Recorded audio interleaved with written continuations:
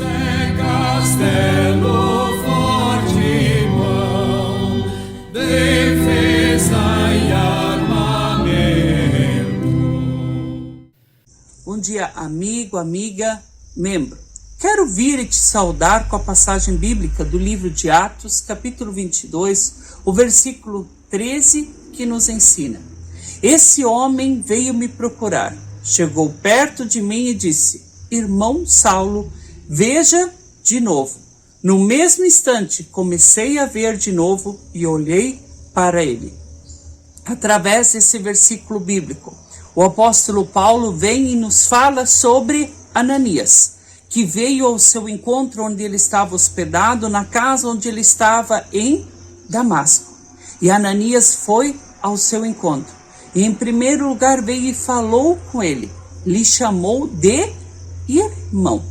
Essa expressão irmão era bem típica das primeiras comunidades cristãs, pois eles se compreendiam como uma verdadeira família na fé, onde uns deveriam cuidar dos outros, principalmente nos períodos de perseguição, onde eles precisavam que ambos se protegessem, que ambos se auxiliassem, para que eles pudessem existir e, acima de tudo, para que a fé cristã não morresse com eles.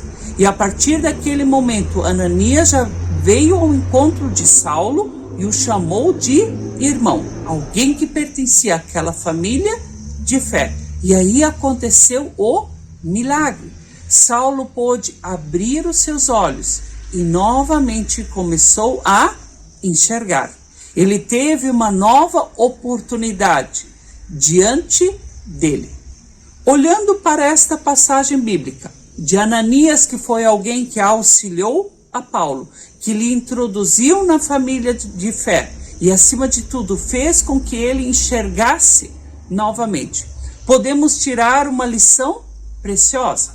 Quantas pessoas são aquelas que ainda estão cegadas, que têm dificuldades de enxergar os seus erros, as suas falhas, os seus pecados? Elas também precisam de um irmão, de uma irmã na fé, de alguém que lhes conduza, de alguém que lhes auxilie. Nós podemos ser tanto aquela pessoa que está cega, como aquele irmão e irmã na fé. Por que isso? Nenhum de nós está livre de cometer os seus erros, de cometer as suas falhas, porque nós somos seres humanos e nós vamos precisar de alguém que nos auxilie para que possamos enxergar mais longe do que imaginamos. Mas nós também podemos ser aquele irmão, aquela irmã na fé, que conduz a outra pessoa, que aponta os seus erros, mas não somente para desprezá-la ou para espezinhá-la, mas com a intenção de auxiliá-la, para que ela possa crescer na vida, para que ela possa crescer na fé. Então sempre podemos e devemos estar dentro dessas duas dimensões, de podermos sim pecar, de podermos errar, mas de nos arrependermos e de também auxiliarmos outros para que não se percam pelos caminhos tortuosos da vida. Nesse sentido, existe uma belíssima história de dois irmãos que lutavam contra o mesmo vício, da embriaguez. O pastor da comunidade visitou os dois. O primeiro irmão aceitou a visita do pastor, conversou longamente com ele e, depois de expor as suas dificuldades, as suas dores, aceitou passar por um tratamento. Ficou durante 1 ano internado numa clínica de recuperação, depois voltou para a família de fé, a comunidade cristã, voltou para sua família particular e teve uma nova vida. Porém, o outro irmão aceitou a visita do pastor, mas meio contra gosto.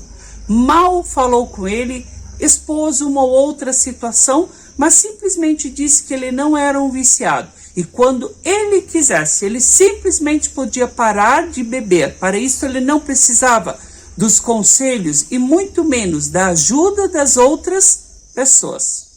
Ele, por sua vez, nunca parou de beber. E também não experimentou um novo olhar, não experimentou uma nova vida. Dois irmãos, duas histórias completamente diferentes. envolvidos pelo mesmo contexto, envolvidos na mesma comunidade na fé, tendo o mesmo irmão na fé, que estava cuidando e lhes auxiliando. Mas qual foi a diferença? A opção pessoal de cada um deles.